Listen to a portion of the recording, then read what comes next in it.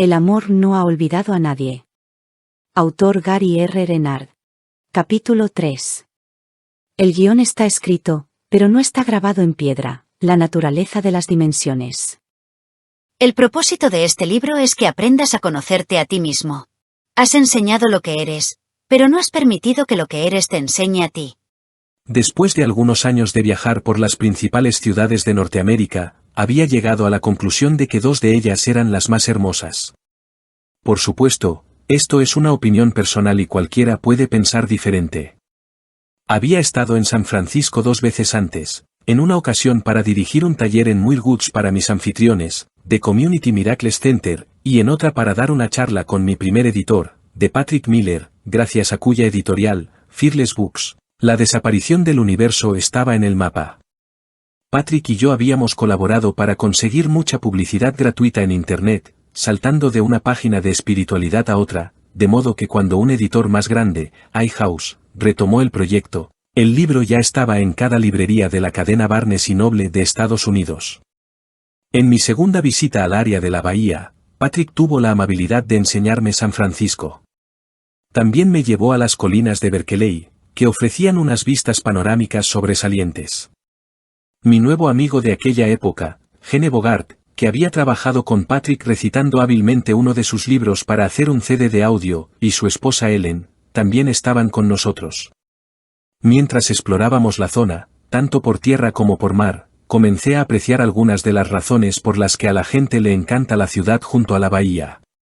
La otra ciudad de Norteamérica que considero hermosísima es Vancouver, en la Columbia Británica, Canadá. Aunque no conozco todas las ciudades, Vancouver rompe los moldes por su belleza. Recuerdo que hice mi primer taller allí en 2004. Ebrio por la hermosura de las vistas, caminé con un nuevo amigo para ir a comer. Luego, cuando estábamos a punto de salir del restaurante para volver al taller, mi amigo dijo: Oye, Eckhart Tolle está ahí atrás. ¿Quieres conocerlo? Claro, ¿por qué no? Mi nuevo amigo, que conocía a Eckhart, me lo presentó. Hablamos un poco sobre nuestros libros y me di cuenta de que era un hombre muy llano y humilde. No vi nada que me hiciera pensar que no fuera auténtico. Más tarde pensé que era notable la forma en la que se había producido el encuentro. ¿Qué probabilidades tenía yo de salir a comer en una ciudad de 1 millón de habitantes y encontrarme, accidentalmente, con Eckhart Tolle? Recordé que los accidentes no existen. En el plazo de 1 año, a ambos nos habían filmado para aparecer en una película titulada Luminarias Vivientes. No fue un gran éxito de taquilla, pero la vieron cientos de miles de personas y ayudó a difundir mi trabajo. Luego, me entrevistaron para más películas, que fueron saliendo a la luz a lo largo de los 2 años siguientes. Una cosa lleva a la otra. Y yo quería volver a Vancouver, solo para ver la ciudad, tanto si daba una conferencia como si no. En San Francisco me trataron como a una estrella del rock. Me preguntaba si los artículos negativos que los otros 3 autores del curso habían escrito sobre mí habrían tenido algún efecto en lo que la gente pensaba de mi persona. No tardé mucho en averiguarlo. En el congreso, solo 3 autores conseguimos hablar ante todo el público asistente. Yo fui uno de ellos, y los otros 2 fueron 2 de los 3 autores que habían escrito artículos negativos con respecto a mí. Ellos nunca mencionaron los artículos, y yo tampoco. De los 3 oradores, el primero prácticamente durmió a los asistentes. A continuación llegó mi turno. La estrepitosa ovación que recibí, con el público puesto en pie incluso antes de que empezara a hablar, me indicó que la gente basaba su experiencia de mí en su experiencia de mis libros. Aunque la mitad de ellos me conocía personalmente por mis viajes por el país durante los años anteriores, la otra mitad solo me conocía por mis escritos. A veces pido a las personas que levanten la mano para ver cuántas han leído La desaparición, porque eso me ayuda a tener una idea de con quién estoy hablando. Aquel día, el 90% levantó la mano para indicar que había leído mi primer libro. Hablé durante 1 hora y 15 minutos, que era todo lo que se permitió. Habría podido hablar durante 5 horas. Incluí mi humor de sabelotodo, siempre me gusta hacerlo en mis enseñanzas sobre el curso. Las reacciones del público al final de la charla y los saludos en los pasillos, en las comidas y durante la firma de libros confirmaron mis sospechas. La experiencia de amor entre la mayoría de los estudiantes del curso y yo no podía ser afectada por las opiniones de otros. A medida que transcurría el fin de semana, la conferencia se fue convirtiendo en una fiesta de amor. Estudiantes del curso que habían estado enfrentados durante años, por problemas legales o por desacuerdos con respecto al significado del trabajo, ahora se abrazaban. Entonces sentí un impacto. Allí había un gran grupo de estudiantes de UCDM que no siempre coincidían en su interpretación del curso, pero eso no importaba. Si eres estudiante del curso y sigues con él el tiempo suficiente, al final te das cuenta de que lo importante es perdonar. Y el perdón es lo único que hace falta para que se produzca una fiesta de amor.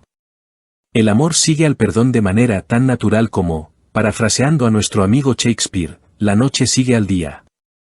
Lo que veía me animó, era un triunfo de la experiencia sobre la teología. Como el curso nos enseñó a todos en el Congreso, una teología universal es imposible, mientras que una experiencia universal no solo es posible, sino necesaria. Y esto era lo que veía ocurrir ante mis ojos. No solo me emocionó la experiencia de amor en San Francisco, me había perdido el verano del amor en 1967, sino que también me di cuenta de que la sabiduría contenida en un curso de milagros es exactamente eso, sabiduría. Funciona siempre que la gente recuerda que lo importante es perdonar. Y esa es la única manera en la que puede funcionar. Iba a hacer una parada en Portland, Oregón, al fin de semana siguiente, y después volvería a casa, en Maine, para mi cumpleaños, y tendría un par de días libres antes de salir para The Crossings en Austin, Texas. Pero, justo antes de salir hacia Portland, mis profesores favoritos volvieron a visitarme, y parecían disfrutar de usar cuerpos para enseñarme que ni esos ni ningún otro cuerpo eran reales.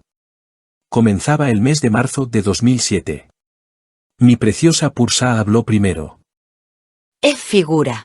Felicidades. Les has dado un buen repaso vivificante. Sí, por más que deteste admitirlo, lo has hecho decentemente. Vale, Arten, no te pongas tan sentimental conmigo. De acuerdo, entonces hablemos de tu matrimonio. ¿Qué pasa con eso? Sabía que eras cruel, a tu manera encantadora. Solo afronto lo evidente, querido hermano. De acuerdo.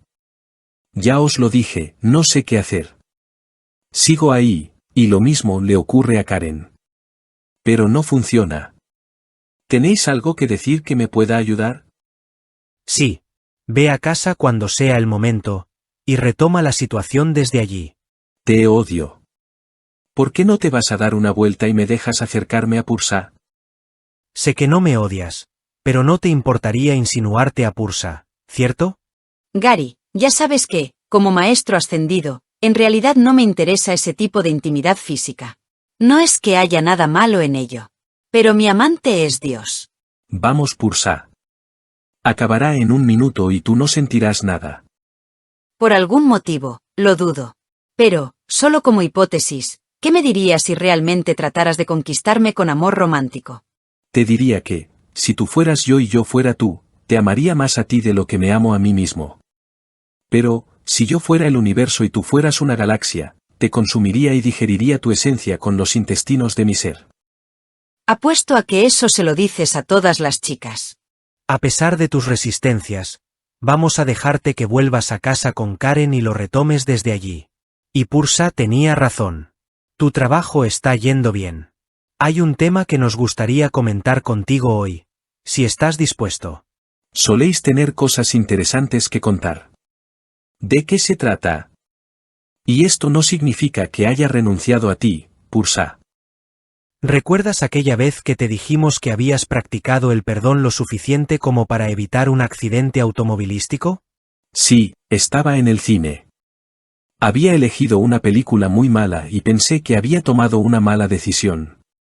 Pero después me dijisteis que, de no haber practicado el perdón, habría elegido otra película y habría salido a otra hora, con graves consecuencias.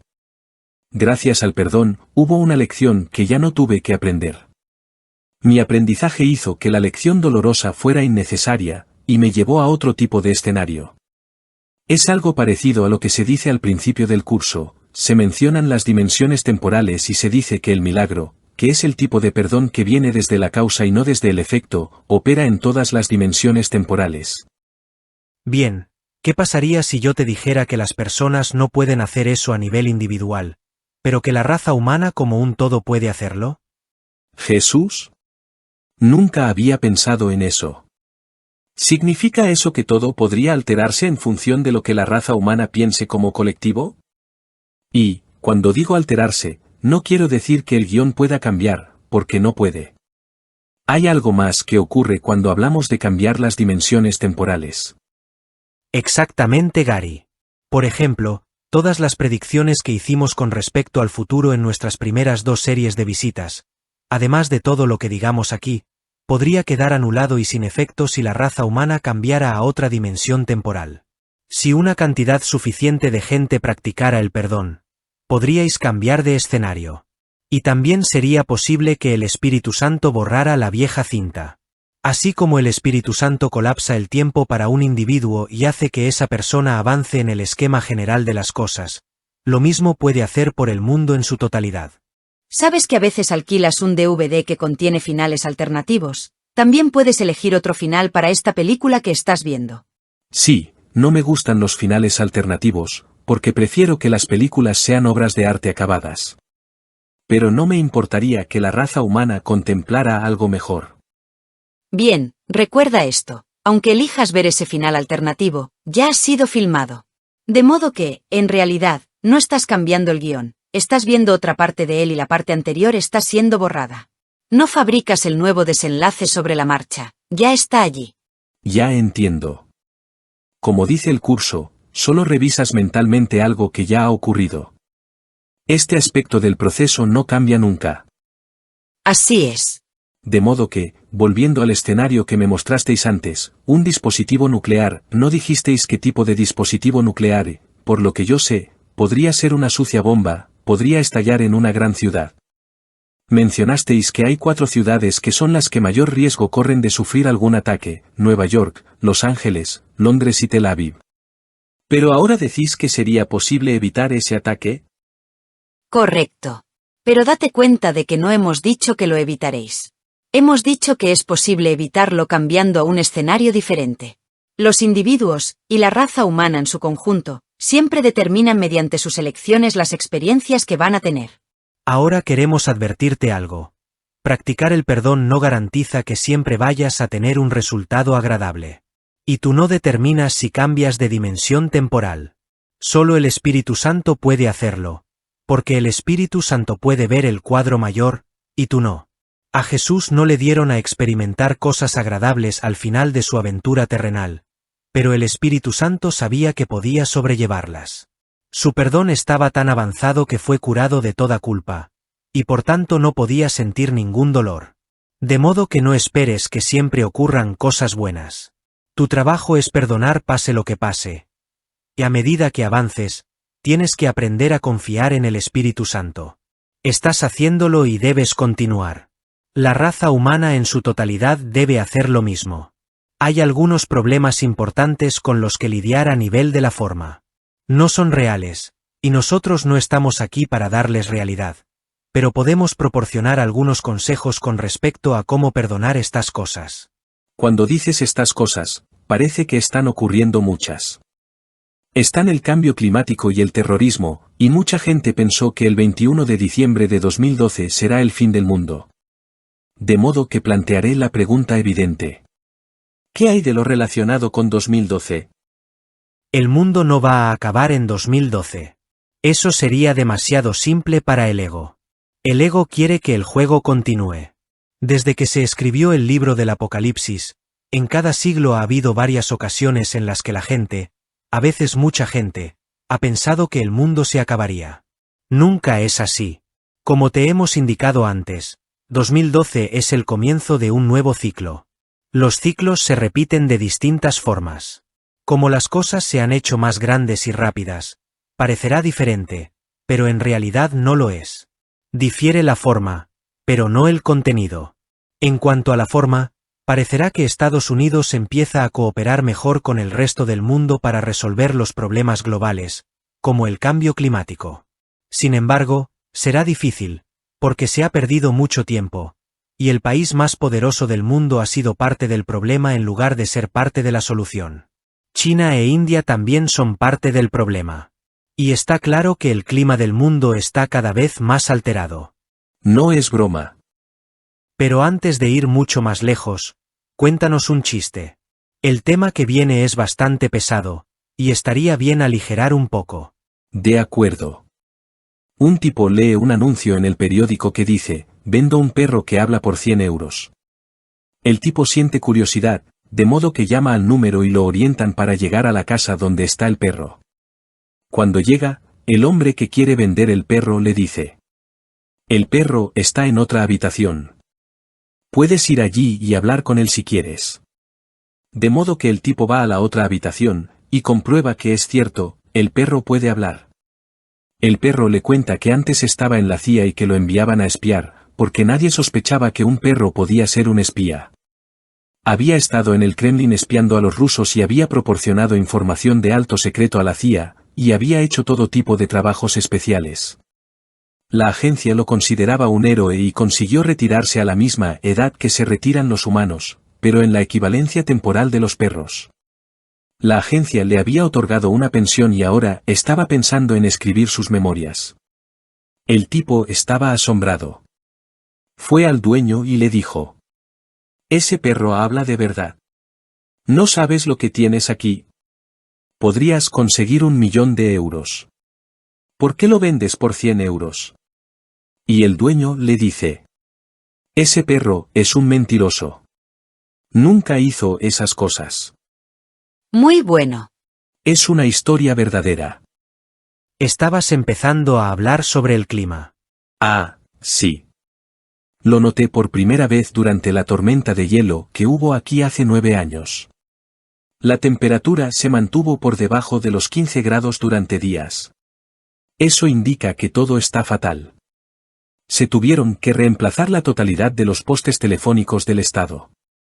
Literalmente, se partieron. Ocurrió en enero de 1998. Tuvieron que venir trabajadores de todo el país para cambiar los postes. Hicieron el trabajo en un mes, y se los trató como héroes. Fue la primera vez que me di cuenta de lo revuelto que está el tiempo. Perdimos la electricidad en medio del invierno durante 23 días. Gracias a Dios, los padres de Karen tenían una estufa de leña, pero nos jugamos la vida para llegar hasta allí. Y, desde entonces, ha habido años en los que hemos tenido nevadas récord. Pero el año pasado, el invierno de 2006 a 2007, no nevó en absoluto. La gente de la estación de esquí alucinó.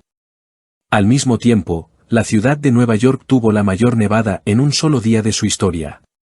Y en Oahu llovió durante 44 días seguidos. Eso no había ocurrido nunca antes. La cosa se está poniendo bíblica ahí fuera, tío. Hablando de tiempo extraño, este año nevará en Bagdad por primera vez en la historia. Londres tendrá su primer tornado. California recibirá solo 5 litros por metro cuadrado de lluvia en todo el año. Habrá sequía tanto en el sureste como en el suroeste, y el año que viene habrá inundaciones terribles en el medio oeste. Es como si siempre pasara lo mismo. Hay demasiada lluvia o demasiado poca. Hay demasiada nieve o no la suficiente. Hace demasiado frío o un calor insoportable. Todos son extremos.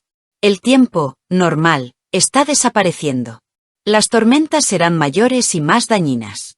¿Y dices que el mundo hará un verdadero esfuerzo, con la cooperación de Estados Unidos, para arreglar el problema?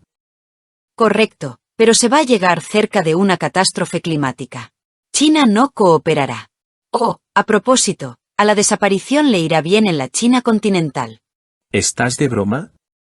Ni siquiera la dejan entrar en la China continental. No les gustan los libros que hablan mucho de Dios. Eso es cierto, pero lo que el gobierno comunista chino realmente teme son las posibles amenazas al Partido Comunista, y este no es tu caso. De modo que, al final, dejarán entrar tu libro. Genial, tal vez pueda ir allí alguna vez. Tal vez. Pero no olvides consultar con nosotros y con el Espíritu Santo, que es lo mismo, antes de decidir ir a cualquier parte. Tú nunca sabes cuándo es el momento adecuado o un momento seguro para visitar un país, a menos que lo preguntes. ¿Planeas hablar en los 50 estados? Sí, este año llegaré a los 40. Muy bien, pero no te olvides de tomarte descansos y de ser bueno contigo mismo. Además, aunque en el pasado te aconsejamos que respondieras las preguntas de tus críticos, eso no significa que siempre vayas a tener que hacerlo en el futuro. Nota, yo había escrito un artículo en respuesta a los ataques que se habían publicado en mi contra y había respondido a las preguntas planteadas. Después de eso, el Dr. Michael Mirdad, un conocido y respetado maestro del curso, escribió una respuesta independiente a todos los artículos. El título era, Un curso de meganecios, e incluía este párrafo. En su mayor parte, Gary ha ofrecido recientemente a sus detractores, y a todos los interesados, una brillante defensa punto por punto que expone muchas inconsistencias y falsas verdades. Esta defensa ha salido impresa en la revista Miracles. En un tribunal humano, Renard ganaría sin lugar a dudas.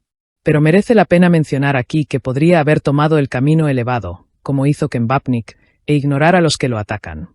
No obstante, su elección de responder también puede producir un bien mayor al exponer las hipocresías que se han infiltrado en la comunidad de un curso de milagros, principalmente entre algunos de sus facilitadores, y que han alejado a muchos de estudiar el curso. Me di cuenta de que Michael tenía razón cuando decía que yo podría haber tomado el camino elevado e ignorar a la gente que, aunque vivía en casas de cristal, elegía tirar piedras. Pero la guía recibida de Arten y Pursa era la de responder, hasta entonces su guía, en general, me había servido de mucho. No obstante, pensé que la opción de pasar por alto a los que me atacaban podría muy bien ser mi guía para el futuro. Después de todo, ya había respondido a todas las preguntas en público, y más de una vez. Tal vez había llegado el momento de relajarme. Esta idea me daba mucha paz, y lo que Pursa acababa de decir me lo confirmaba. Fin de la nota. Bien. Yo mismo me había planteado esa línea, pero gracias por decirlo. A propósito, he estado pensando en una de las predicciones que hicisteis en la desaparición, en los años 90. Mucha gente no se da cuenta de que hicieron falta 9 años para hacer ese libro, puesto que las visitas fueron muy numerosas y a menudo estaban muy espaciadas, sobre todo hacia el final. Hicisteis una previsión asombrosa para aquel tiempo.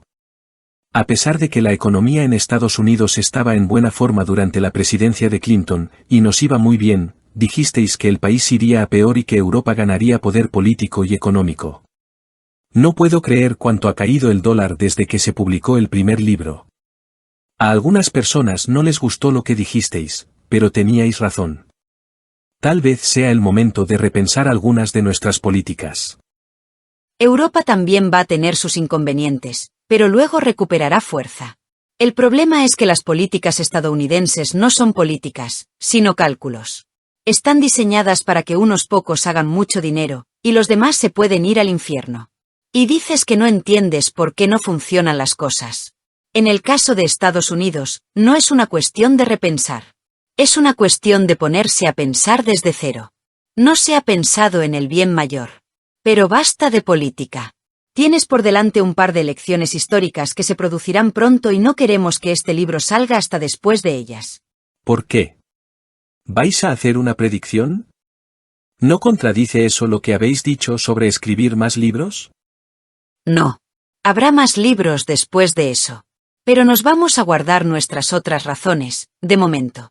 Entretanto, recuerda siempre que tu trabajo es perdonar tu mundo, con la ayuda del Espíritu Santo. Dios no te trajo aquí, pero el Espíritu Santo cuidará de ti mientras estés en él. De acuerdo, digamos que la raza humana continúa como hasta ahora, sin practicar mucho más el perdón. ¿Qué ocurrirá en el sueño? Ya sé que todo sirve para perdonar y también que estas son las lecciones que el Espíritu Santo quiere que aprenda. Pero aún así sigue siendo interesante tener un vislumbre de lo que se avecina. Si no aumenta la cantidad de gente que practique el perdón, estas son algunas de las cosas que ocurrirán. Habrá acontecimientos y procesos positivos y negativos, como siempre. La principal diferencia es que, si más gente practicara el perdón, algunas de las cosas más terribles no ocurrirían. Muchas dimensiones temporales son muy similares. Las diferencias pueden ser escasas, pero importantes en cuanto a esas pocas cosas. Como que yo no tuviera ese accidente automovilístico, solo que a una escala mayor. Exactamente. Tú estás en todas esas dimensiones temporales ahora mismo. Vives vidas simultáneas. No puedes verlo porque estás detrás de una barrera mental causada por la idea de separación. Como hemos dicho, eres no espacial y no lineal. Estás por doquier, incluso en la ilusión. Pero dentro del marco lineal y espacial, solo experimentas un poco cada vez. Ya experimento más de lo que puedo gestionar.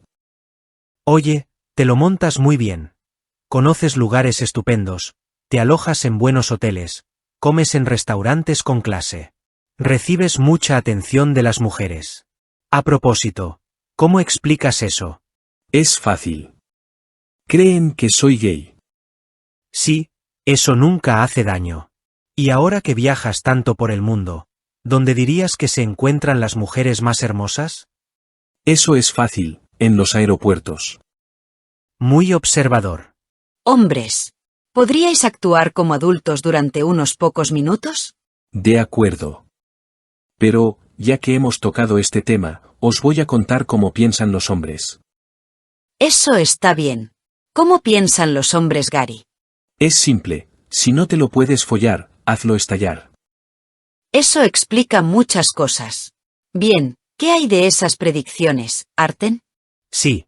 Durante este siglo habrá muchas formas de energía nuevas. Algunas ya se usan de manera limitada y seguirán desarrollándose. El viento es un buen ejemplo. Estará más presente. Asimismo, la tecnología para convertir el carbón en gasolina barata, que ya existe, avanzará y será posible aplicarla sin añadir más polución a la atmósfera. El carbón es la causa de los mayores problemas climáticos, no los coches. Pero, cuando se encuentre el modo de quemar carbón sin contaminar la atmósfera, Estados Unidos, que tiene suficientes reservas para los próximos 250 años, de repente se convertirá en la Arabia Saudí del mundo. Por supuesto, tendrá que diseñar una política energética que vaya más allá del propósito de enriquecer a unos pocos.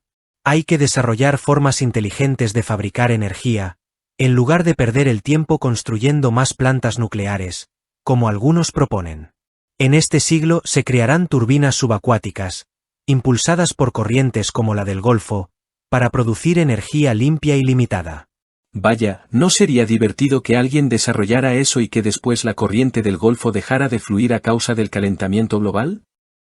Más adelante, en este siglo, los viajes en tubo de alta velocidad revolucionarán el transporte. ¿Qué demonios es eso? Te vamos a dejar experimentarlo.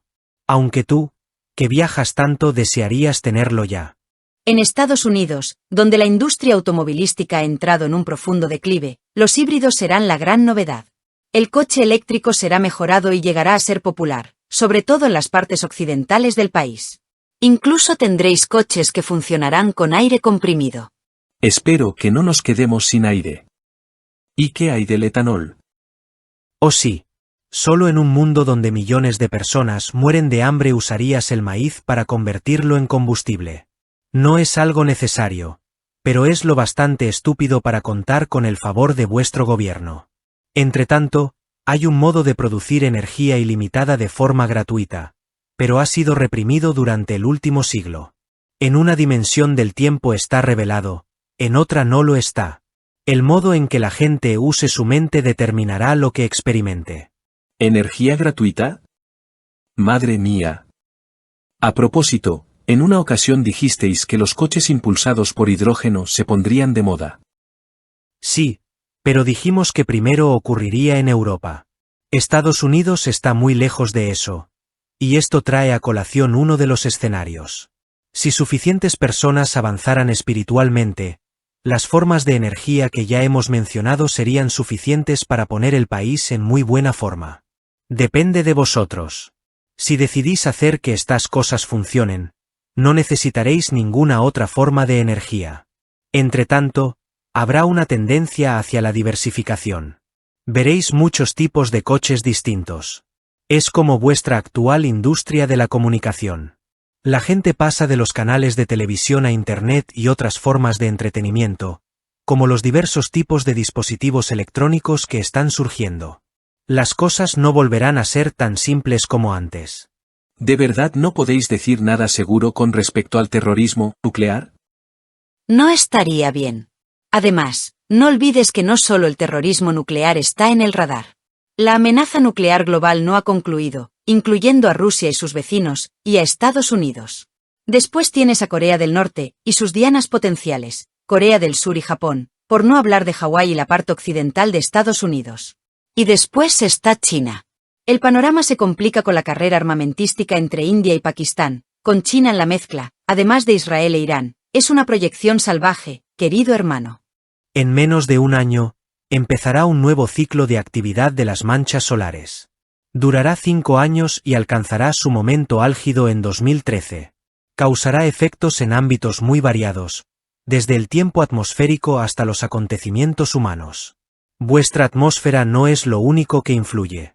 Hay muchas cosas que no puedes ver y que ayudan a mantener el espectáculo en marcha, y por supuesto, todo ello simboliza algo más profundo. Una culpa inconsciente a nivel de la mente, que se remonta hasta la separación de Dios, que genera culpa y temor masivo. Se descubrirán restos de agua en la Luna y de hielo en Marte, lo que significa que hay agua, pero en gran cantidad. Finalmente, como hemos dicho en el pasado, se hallarán pruebas sólidas de que antiguamente hubo una civilización inteligente en Marte, aunque al principio no se sabrá que eran vuestros ancestros. Empezaréis a colonizar Marte. Los científicos acabarán descubriendo que vuestro ADN no podría haberse originado solo en vuestro planeta. Las guerras se harán cada vez más con drones en el cielo y con robots en tierra, que se enfrentarán a las personas, y esto dará una gran ventaja al bando con la tecnología más avanzada. Los miembros del ejército serán entrenados en campos de entrenamiento virtuales. En la actualidad, os preocupa el petróleo. Pero lo que realmente debería preocuparos es el agua. La falta de agua potable y de agua para riego se convertirá en un grave problema, un problema cuya solución deberíais planificar ahora. La idea de universos paralelos y múltiples dimensiones temporales existe en diversas teorías científicas. Los metafísicos y las personas preocupadas por la espiritualidad no son los únicos que creen en su existencia. Pero los científicos no conocen la naturaleza de las dimensiones, porque, cuando se aprenden las lecciones y esas dimensiones se vuelven innecesarias, el Espíritu Santo las borra y nunca se las vuelve a ver. Muchos creen que vuestro universo es infinito, pero no lo es. Como enseña el curso, a través del Espíritu Santo se pusieron límites a vuestra capacidad de crear falsamente. Y todos acabarán aceptando la verdad. Como J enseña, el que todos acepten la expiación es solo cuestión de tiempo. Tal vez parezca que esto contradice su libre albedrío, dada la inevitabilidad de la decisión final, pero en realidad no es así. De modo que el único libre albedrío que tenemos como prisioneros de la ilusión es la capacidad de elegir al Espíritu Santo, que nos libera, en lugar de al ego, que nos aprisiona. Si elegimos quedarnos aquí, el resultado siempre será la muerte. Pero, si elegimos ir a casa, el resultado será la vida eterna. Excelente. Asimismo, en el futuro, los científicos serán capaces de generar órganos, compatibles con vuestro cuerpo, inmunes al rechazo y podrán hacer que un corazón que parecía muerto durante mucho tiempo vuelva a latir. Y los científicos, así como otros, empezarán a pensar cada vez más no solo en la Tierra, sino en la totalidad del universo, como en un organismo vivo. Verán cómo los embriones dan a luz estrellas, y comprenderán que muchas entidades están tan vivas como los humanos, aunque no respiren oxígeno. Y, por si todo esto fuera poco, en este siglo se reconocerán los contactos con extraterrestres. Ya se han producido, pero los científicos no los han confirmado públicamente. A propósito, cometiste un error en el último libro. ¿Recuerdas que te mostramos tus miles de cuerpos diferentes y al final esperabas ver el aspecto que tiene Arten en esta vida? Bueno, no te dejamos ver a esa persona. Después quisiste volver atrás y ver el aspecto que tenían Tomás y Tadeo. Para conseguirlo, en el libro dices, ¿puedes volver atrás una más? Por supuesto que sabíamos lo que querías, porque podemos leer tu mente, y te mostramos a Tomás y Tadeo. Pero, si solo hubiéramos retrocedido una, no los habrías visto. Tuviste como otras 20 vidas entre ellos, incluyendo esa en la que fuiste un indio americano con gran sol, la que fuiste Roger Sherman, y aquella en la que moriste en el Álamo. Nota, a partir de mis visiones, recuerdos, sueños y con la ayuda de reconocidos psíquicos, he aprendido que, en una vida anterior, fui un hombre llamado William Harrison, de Ohio, que murió en el Álamo. También fui Roger Sherman, uno de los firmantes de la Declaración de Independencia y un congresista por Connecticut muy respetado que ayudó a fundar el gobierno estadounidense. El renombrado medium, Kevin Ryerson, que actúa en trance, el mismo al que Shirley MacLaine hizo famoso en su libro y película, Lo que sé de mí, confirmó por medio de su guía espiritual, el maestro ascendido Atun Re, que en otras vidas yo había sido Roger Sherman y Santo Tomás. Fin de la nota. Sí, como podría decir uno de esos políticos, me equivoqué con las palabras. Ahora te vamos a decir algo que te resultará difícil asumir. Ya se ha especulado sobre ello, de modo que no es una idea completamente nueva. Pero la mayoría de la gente no lo sabe, y aunque lo hayan oído ignoran si es cierto. De modo que tenemos que decirte la verdad. De acuerdo. Parecéis muy serios. Sectores del gobierno de Estados Unidos estuvieron activamente involucrados en el secuestro de los 4 aviones y los ataques al World Trade Center y al Pentágono que provocaron la muerte de casi 3.000 personas norteamericanas y de otros países el 11 de septiembre de 2001. Dime que no has dicho lo que creo que has dicho. Sí, lo siento. Hay abundantes pruebas de ello. Las Torres Gemelas no colapsaron por los choques de los aviones ni por el fuego. Ningún rascacielos ha colapsado nunca así debido al fuego. Los edificios fueron implosionados desde dentro, como cuando derriban un hotel en Las Vegas. Los secuestradores fueron engañados para que pensaran que actuaban bajo las órdenes de su organización terrorista, cuando en realidad eran usados por la CIA. Hicieron exactamente lo que la CIA quería que hicieran. Desempeñaron su papel pensando que respondían a sus propios líderes. Como las comunicaciones eran muy arriesgadas, no resultó difícil manipularlos de esta manera. Además, los secuestradores no fueron las personas que el gobierno identificó como tales. Y los aviones que chocaron contra el World Trade Center no fueron los aviones secuestrados. Eran aviones vacíos guiados por control remoto. Al-Qaeda no organizó los ataques, y tampoco Osama Bin Laden, aunque se alegró de que se los atribuyeran. Era el asesino perfecto para que el gobierno lo eligiera como cabeza de turco. Investiga un poco.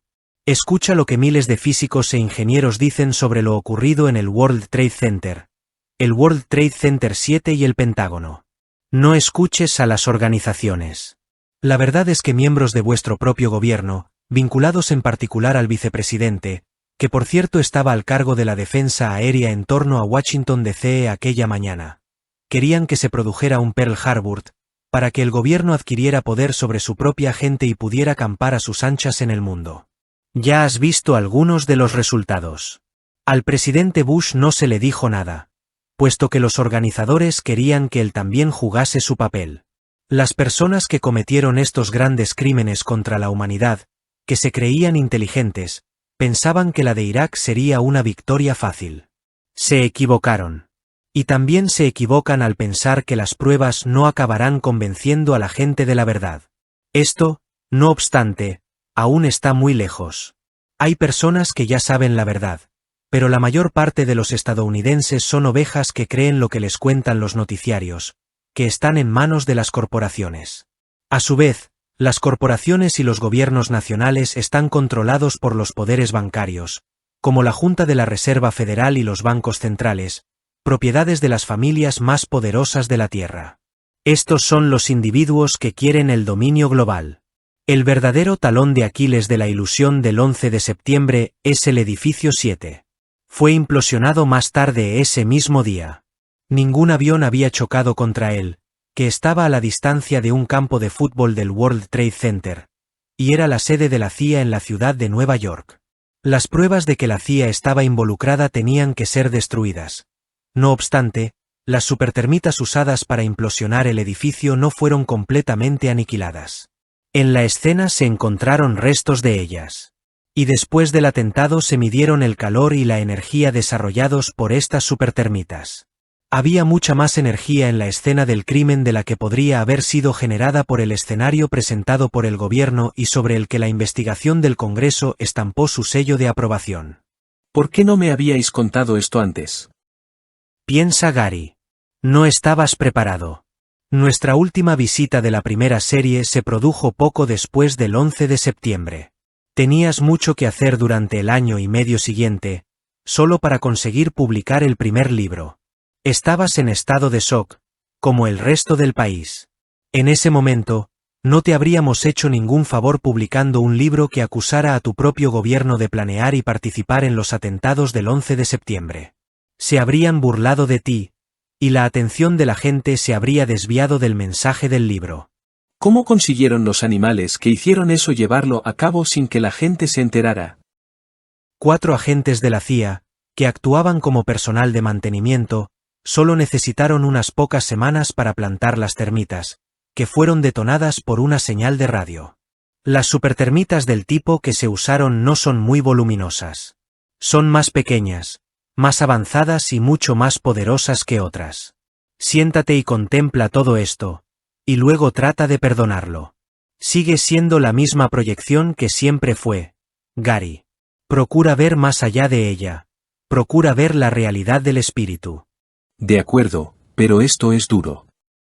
Hace unos pocos años no habría estado preparado para oír esto, ni siquiera sé si lo estoy ahora. Recuerda, no lo hagas real. Solo regístralo y después perdónalo. Como si estuvieras viendo un videojuego de realidad virtual, sin nadie más en la habitación, solo tú. En realidad, no hay nadie más que tú, excepto el Espíritu Santo, y tampoco hay nadie en la pantalla. Lo que ves no es verdad. Y con esto desapareceremos por un tiempo. Te queremos, Gary. Mantén la frente alta y sigue perdonando. Nos honras. Elige el milagro del perdón.